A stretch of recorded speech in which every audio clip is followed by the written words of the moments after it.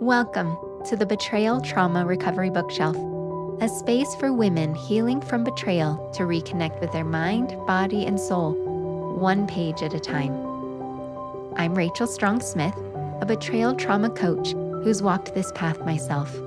In each episode, we'll explore books that speak to the heart of recovery, books that validate your experience, offer insight, and remind you that you're not alone. This isn't about fixing yourself. It's about coming home to yourself. So, whether you're in the thick of survival or finding your way back to solid ground, pull up a chair. You're in the right place. Hi, welcome to the Betrayal Trauma Recovery Bookshelf. I am so glad that you're here, and I have an amazing guest, Dr. Monique Thompson. Hi. Hello. Thank you for having me. Oh, I am so glad to have you on. Yes. Oh, let me tell our listeners a little bit about you, Dr. Thompson. So, Dr. Monique Thompson is an EMDR trained therapist and trauma informed life coach specializing in betrayal trauma, PTSD, and couples recovery after infidelity. With over 24 years in private practice, she helps both betrayed partners and partners who have betrayed restore nervous system safety before making decisions about reconciliation or separation. Her work integrates parts based approaches. I just have to put a little asterisk, my favorite. hmm Trauma reprocessing and nervous system regulation to support clarity, accountability, and values aligned decision making.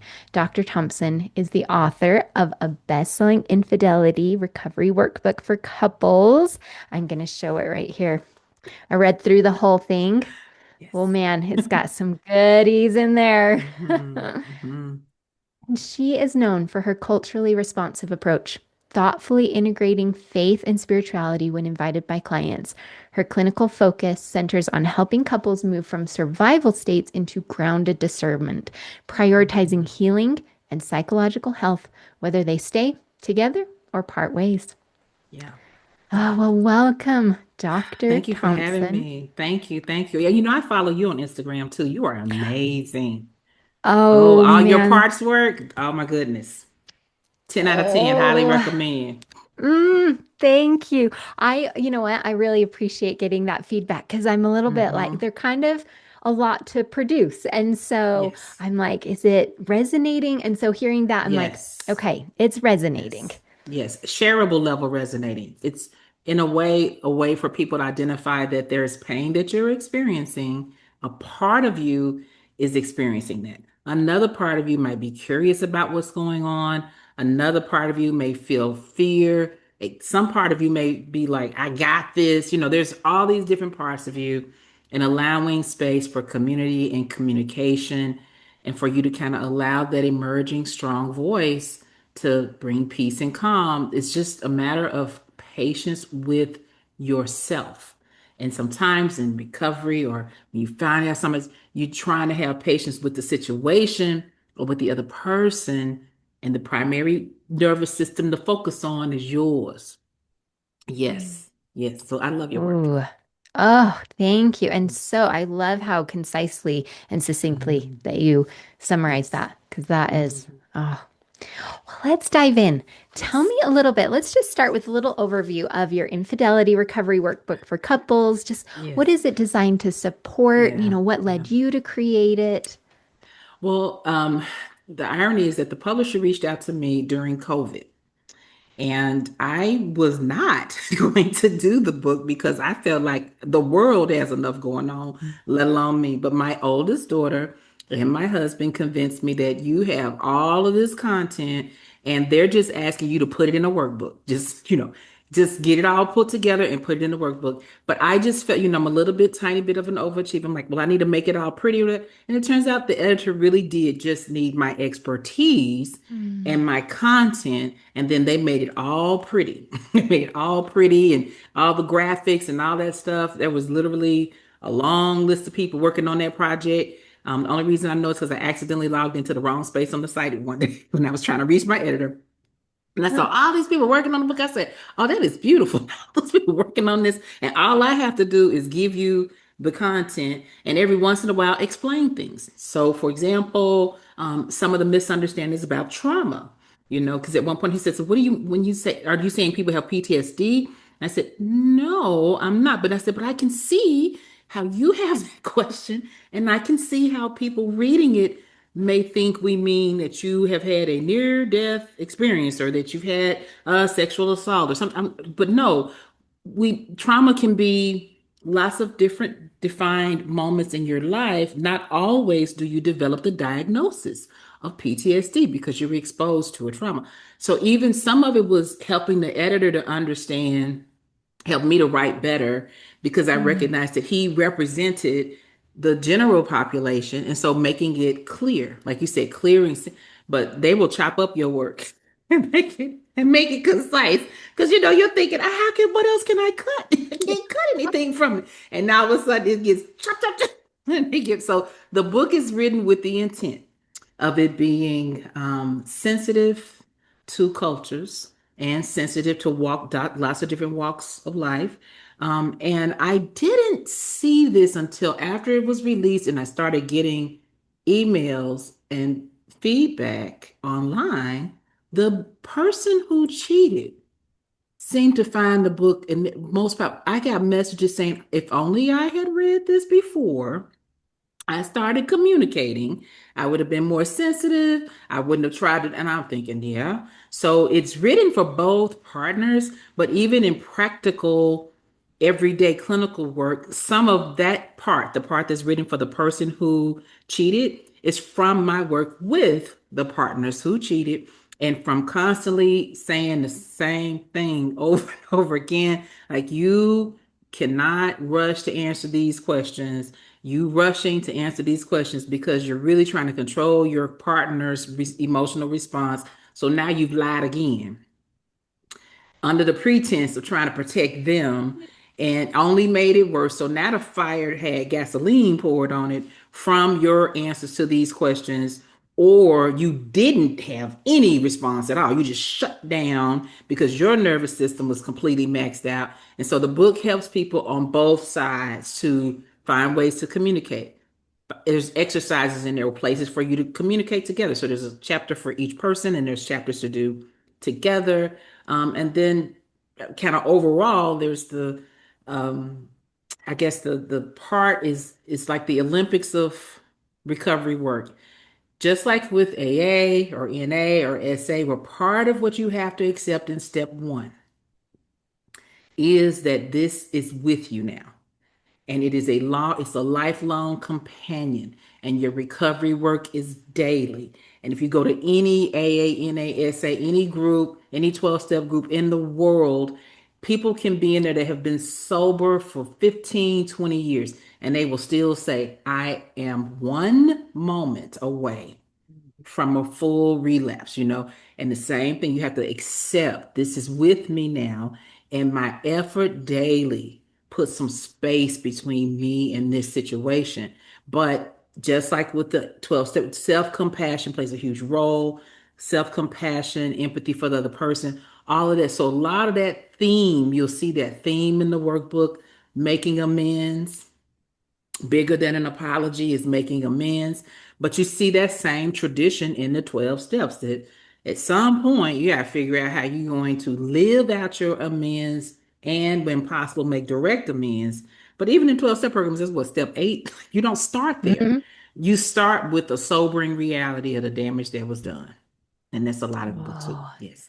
yes, yes. Mhm. And that is, I really appreciated the book, especially saying, slow it down, keep this Mhm. process slow. This isn't Mhm. rushing through it. Exactly. What would you say would be like in the stages in betrayal, trauma healing, infidelity Mhm. recovery, couples work? Where would this recovery workbook come in what would you see that as? D-Day, the day you discover, Mm. the day you discover, especially for the person who cheated, the day that it is discovered, get the book so that you don't do more harm, secondary traumas. If you are someone who is cheating and you haven't yet been caught, but because I get people for therapy who haven't been caught, are Mm. thinking about what to do. They haven't decided they're cheating, but they've decided that they need to do something. They want to either leave their marriage or stay, or they want to leave the affair partner or stay. Like they're trying to decide what to do. That workbook even helps them in that decision making process. So at any point when infidelity has presented itself to your life, the workbook helps you with managing through it from a non-judgmental, kind of giving you a workspace or a studio to work through this versus the hard line of, I mean, online they'll have you thinking you just need to just climb up on the cross and just die, just die today. Can you die faster? Can you die faster? Or if you're thinking about staying, oh, you're so stupid. Why would you stay? They're just gonna do it again. Da, da, da. Well, so slowing down, the workbook helps you to slow down on you pushing yourself to make what you perceive to be a socially acceptable decision. Sometimes people's culture or religion may make them feel like they're obligated to stay. They feel all this pressure. So the parts work helps. Like if you're coming in, this is one I don't recommend you do alone. Though. Let me back up a little bit. Mm. Yes, get the workbook right away, but quickly get to somebody like you. Get to Mm. Rachel, get to somebody Mhm. like me. Quickly get to someone whose specialty is in this scope of practice, because it's fairly unique. I've learned it's a fairly unique specimen, and people who have more hours under their belt, so to speak, one are more calm about it. So I don't Mhm. panic anymore. I mean, as a younger therapist, I was like, what are we gonna do? But Mhm. learning as I went that don't even promise. I don't know how the relationship is gonna work out either. I don't know if it's going to work out. I don't know if this, I don't know either.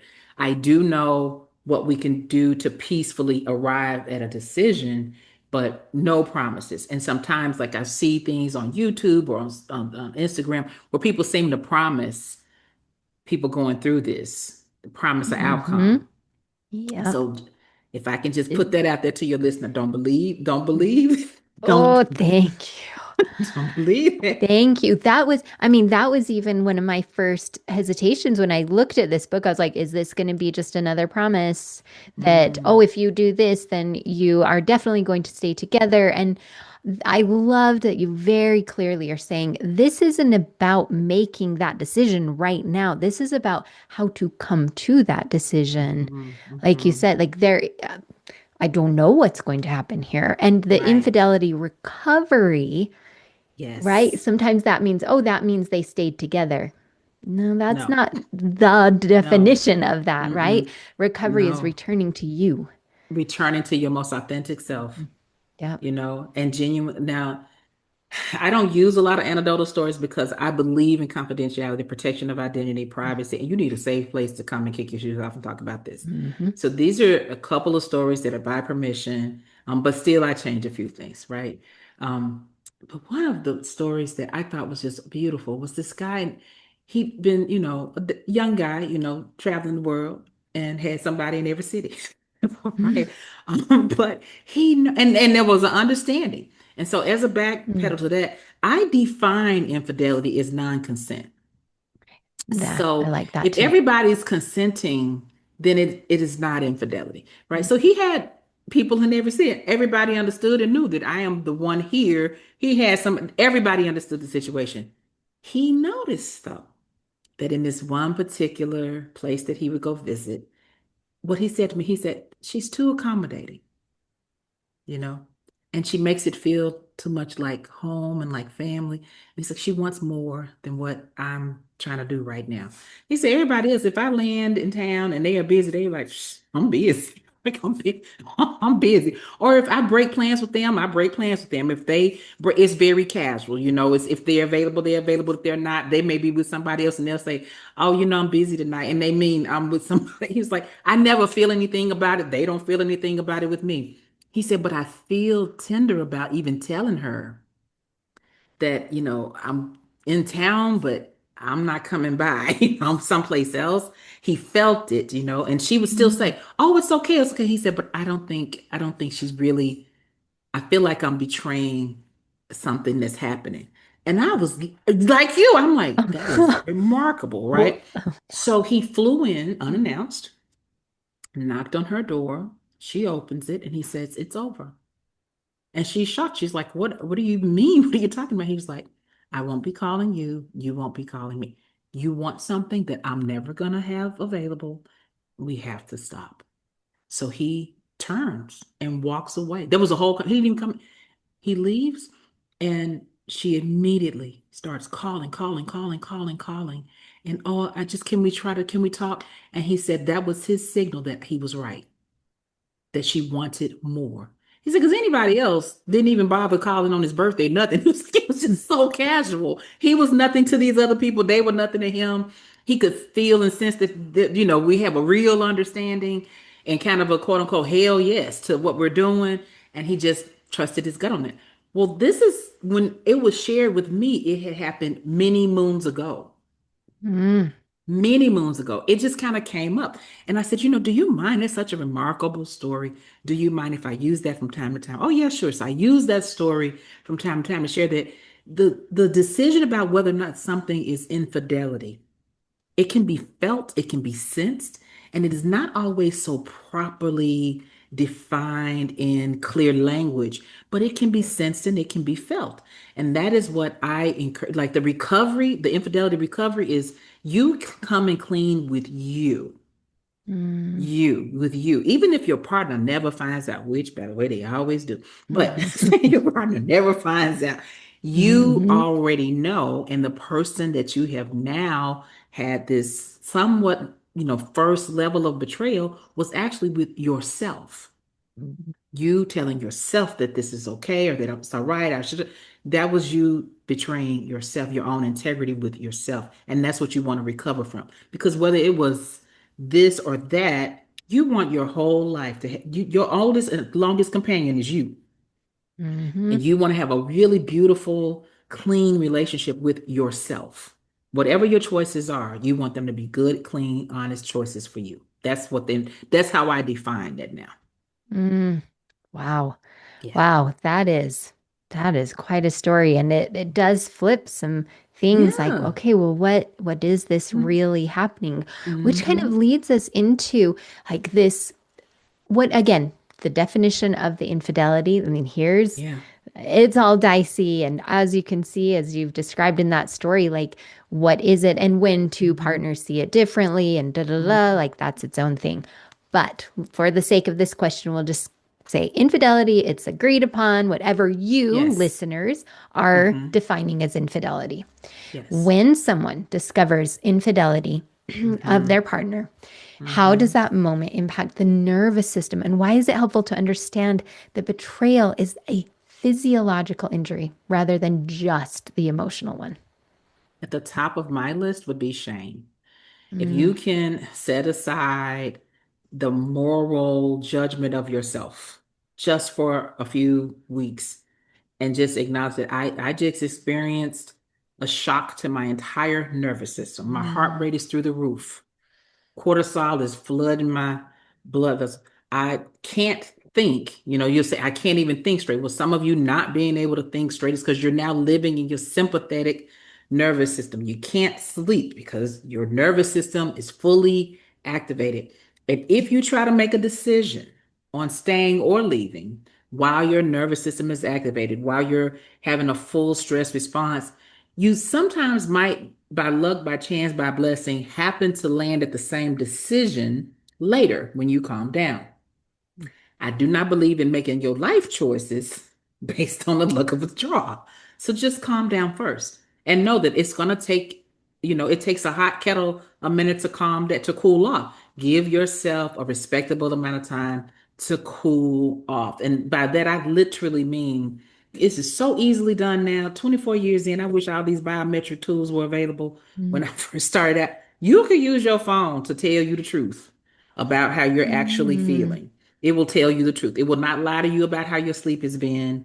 It will tell you the truth about your heart rate. You can check your stress symptoms and see how you're doing. And when you see that you have not had these physiological markers of stress for a reasonable amount of time, and for me, when I work with people, we talk about what for you is a reasonable amount of time to give your nervous system. I advocate for us to start looking at weeks to months versus days. because I interpret that quick decision that to be a survival response, not a health response. And when you're in that space, your brain makes survival responses that are Mm. off of the instinct to survive and to avoid pain. It's not your executive function, your prefrontal cortex, which engages in strategic thinking. That's a part of your brain that says, well, I'm not hungry right now, but I'm about to be gone all day. So I probably should either eat breakfast or take something with me. That's the executive function. That's your prefrontal cortex. Your survival instinct is when you are passing by the donut shop, you smell, you smell the smells, you know you don't have time to pull over, and you give actual thought to getting in that long line at Starbucks when you do not have time for that. That is you having a, quick reaction to a survival instinct that feels like I gotta have it, I gotta have it. And when you're in those first few days, you're gonna have that kind of punchy, I gotta have relief, I got. So when you're I gotta, just don't trust your agitated brain. Don't trust it. The amount of time varies person to person, but I'll tell you there are some predisposing factors, if you will. Having adverse childhood events, meaning you had overexposure to trauma as a child. We call it an ACE score. So if you have what we call a high ACE score, then I would say be really thoughtful about slowing down, getting into a professional setting to Mhm. help cool the nervous system. It is well, when we're recording this, it's 2026. We have access to a full family, a suite of trauma options when it comes to therapy. You got polyvagal theory, brain spotting, IFS, EMDR, trauma informed CBT. It's a whole building warehouse full of trauma Mhm. informed strategies. Go someplace and you sound baths. I mean, like literally, there's a ton Mhm. of trauma informed strategies that you can use to kind of help self soothe appropriately. Versus sometimes what you find is that you're inappropriately self soothing because you pressured yourself to make the decision too quickly. So you see increased alcohol consumption, you see increased drug use, you see people acting out sexually because they're in pain, which you would think is counterintuitive, but still it happens. Well, now, anytime you're engaging in maladaptive behavior, you're increasing your stress response. And as it increases, it increases. And as it increases, it increases. And what goes up must come down. So then you suddenly feel like you can't get out of bed and you're having anti-survival thoughts. You don't even want to be here anymore. What have I done? You've made some of these decisions when your brain was hot. Now you're facing the consequences. And sometimes with adults, we can make life choices don't give you a don't give you a second chance.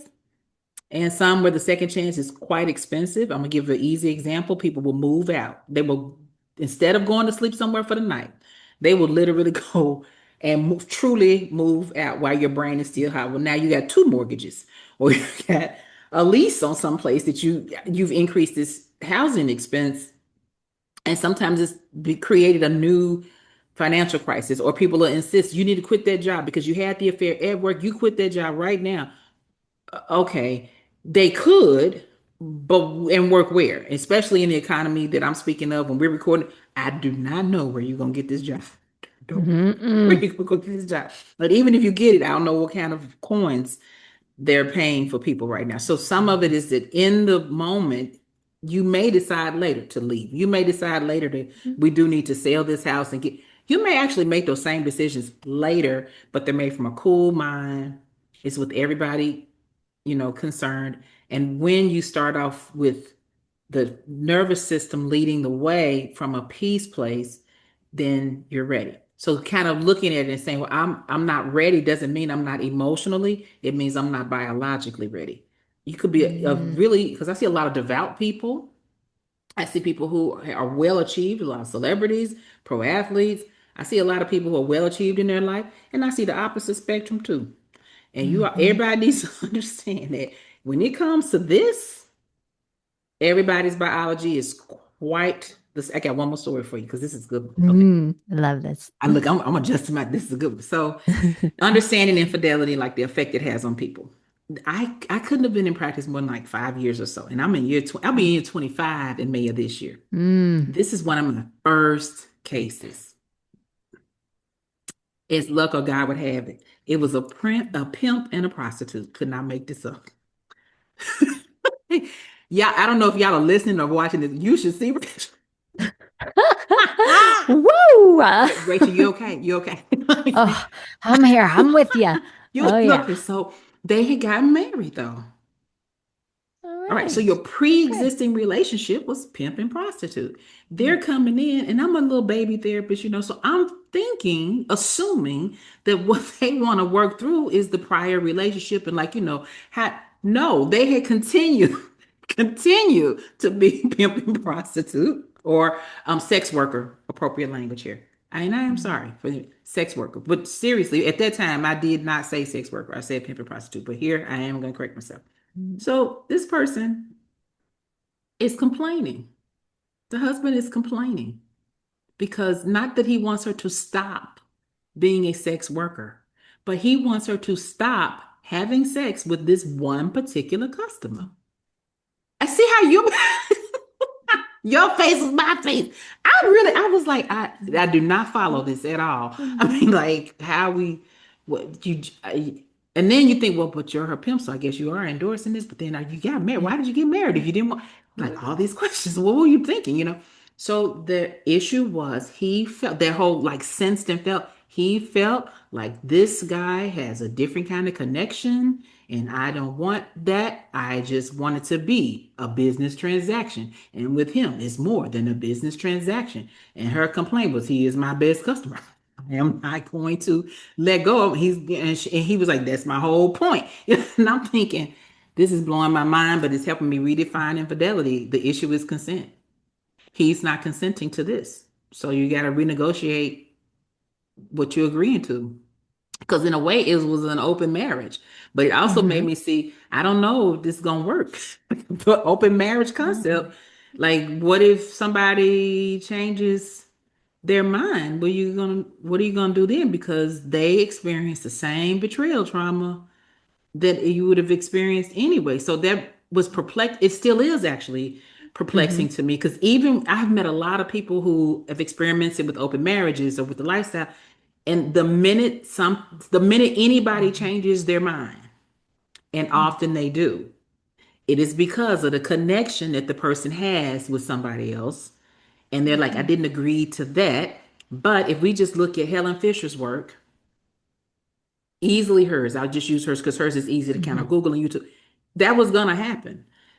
Having that kind of connection with Yep. somebody and increasing Yep. your sense of trust in them, it was just a matter of time before one of these partners became also a love object. And then all you needed was for that person's trust in you and attraction to you and love in you to match yours. And now your partner has a legitimate complaint that you have moved into Mm, a different relationship. And that is not what they thought they were agreeing to. Well, but you can't roll back time on me having this connection. So what do we do now? Plus, you have been hurting just the same as someone who was in a monogamous relationship. The betrayal trauma is literally just the same. So what? So my presentation on this, that with couples, I just make a decision, mm, and then try your best to stick to it. But if you change your mind, it needs to be in there that I might change mhm, my mind. And we have to allow space for, if I change my mind, then we are actually now approaching this betrayal trauma from the perspective of I really am betrayed. Because it's crazy, but from that community, I get the most complaint of, you don't have anything to complain about. And I'm like, but here they are broken. Even if they agreed at first, they now don't agree. So they're still, so, the pain yes. is still the same. Yes. So that Wow. is, that is the challenge of the nervous system, is that your nervous system is still, no matter who you are, it's Mhm, still it's a biological nervous system like everybody mm, else's. And when you sense betrayal, it responds like everybody, whether you're non-binary, heterosexual, the entire LGBT community, because I've seen a lot mhm, of that. And in that community, there's a little bit of openness to trying other things. The minute somebody changes their mind, that has to be respected and addressed to completion. It can't be that you keep mhm, doing what you was doing while you figure out what y'all doing. Because every time you And do, it's just hide more, it. it's Yep. exactly. Mm-hmm. So there, I hope And that hide it. answers it, but Wow, that is, I mean, and what an interesting perspective, because mhm, I'm right with you on I've considered these different areas of I'm watching context in infidelity and mhm, betrayal trauma. It isn't as important as that common thread of betrayal, the hiding, the lying, which leads to the next question. Authentic communication requires self-connection, right? yes, That self-connection. authentic yep, Mm-hmm, that mm-hmm, communication is so essential, and yes, it's impossible without that self-awareness. So right, what does self connecting to oneself really look like in recovery, because yes, there's obviously been a yes. miss, you know. Mm-hmm. So I may say some unpopular things, but mm, I'm a play my senior therapist card. I'm, mm. my expertise and seniority in the field. So people may have a part of them that genuinely, I'm gonna use some language here, does not give up. Oh yeah. Okay, this is for real, and wants to do what it wants to do. Hmm. Finds this option just irresistible. And in that same person, another part of them is screaming and yelling and no, don't do it. And then there's a part of them that may be fully neutral and unconcerned. And there may be a hurt part that is replaying some events from when they experienced pain. It is quite complex, the world of the selves, all these different Hmm. parts on the one hand. On the other hand, giving voice to all of it internally. Create a meeting place in your mind. Let all these different parts come up and be heard. There's no bad parts. Let them all be heard. Try to understand. It may be true that you do not want to be in the relationship that you're in. You really do want to do A, B, and C. And that's a truth that you have to digest and accept. Find breath in it and say, because I'm going to live that truth, I am now going to visit with the part of me that is married and hear from that part of me. And that part of me says, what? And that part of me may say, exercise restraint and go on about your business. And now my internal conversations to reconcile these competing parts. Or that part of me may say, you need to leave. You're going to do harm. And now I need to reconcile that and say, well, how do I leave? How do I go about leaving? Because I am going to live out this experience, and that means I'm going to do harm. And to accept responsibility for the harm I'm going to do, I now need to check into another part of myself. And that whole thing, especially to the people thinking about doing, is for you, like me, myself, and I. That is a me, myself, and I conversation. Until you find your truest truth, that is a conversation for you internally or in a private space with somebody else, like me or like Rachel. That is not a conversation for you to take into the external world of your relationship and tell this person, I was thinking, because now their protective parts are coming up and it's about to be World War 29,012. So, and it's unfair to expect somebody to not have that kind of nervous system response when you are a loved object. They're going to have that reaction. So, taking all of your competing truths someplace where you can work through them until you find your living truth. And your living truth may be, I'm not going to do this. That has happened more times than I can count. This is another little anecdotal story, but it was beautiful and sad. Somebody had worked it all the way out, like how they were gonna do it, everything, and it was a long time in sessions doing this. I am by judgmental, by nature non-judgmental, and so in the end, they decided they weren't gonna do it. And so I was like, well, would you mind sharing? Because they said it's gonna happen that they're gonna be in the same place. No matter what I do, some kind of way, it's gonna happen. They're gonna be in the same place. And I don't want somebody knowing something about me that they don't know. And Mm. I thought that was so beautiful. We fast forward this story, and this is where it gets sad.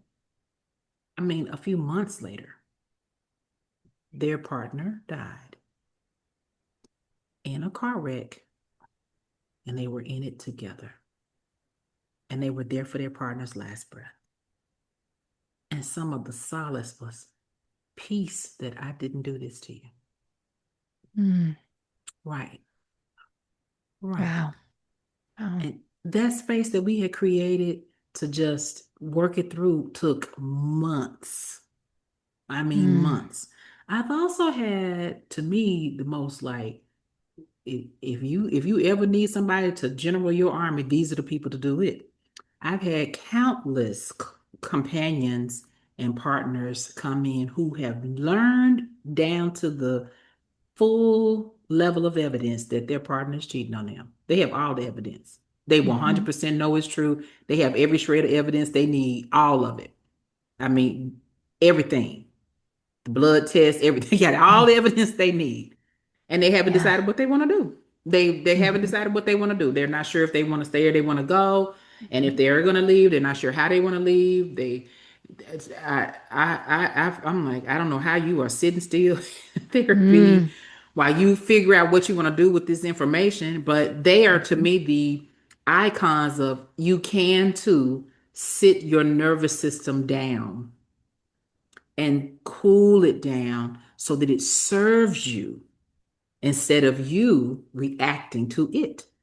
Mm. And those people have all been able to navigate some, I mean, to me, like iconic level divorces where they had a beautiful divorce. Like just, I'm like, Mm. that was just spectacular. It was beautiful. Wow. Because by the time they got to that point, they had thought it all the way through, Mm. or have reconciled. But by the time they decided to reconcile, they were sure they wanted to reconcile. They were open to whether their partner wanted to. And they took the time to sit still and give their nervous system a moment. Well, not a moment, because all these people, I need everybody, we're talking months. Yeah. We're not Let's be talking about a clear. couple of, Yeah. yeah, Months and months. years. Months, Yeah. yes. Yes. Yeah. One of them, we Yeah. got close to a year, like seriously, Mm-hmm. Mm-hmm. where they were weekly coming in, just kicking off their shoes and dealing with it. Mm-hmm. Next session, kick off your shoes and deal with it. A lot of it was cognitive behavioral work where we're just looking at all the thoughts you're having, just looking at them and just Mm-hmm. acknowledging them without making a decision. There is sometimes I use non-verbal means of Mm. expressing, like we use a lot of art where you just, what is this like? And you Yeah. just create something. I did a lot with actual survivors of sexual trauma. And Mm. once upon a time, I had an art room.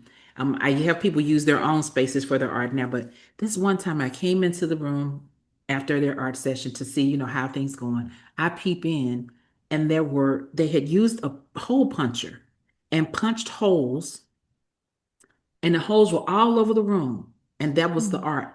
And I stepped back from it and I said, I totally get this. It's like Wow. pieces of you are everywhere. Yeah. And they were like, yes, and I can't get them all up. Well, that's powerful. Isn't that? So sometimes I Ah. use art. Sometimes you use the Mm-hmm. art to kind of, Yeah. this is so big that it defies language sometimes. And the Yes. expression of it can be healing in of itself. For somebody to see and get it Mm-hmm. and understand you is healing too. So a lot of Mm-hmm. co-regulation. I use a lot of polyvagal theory.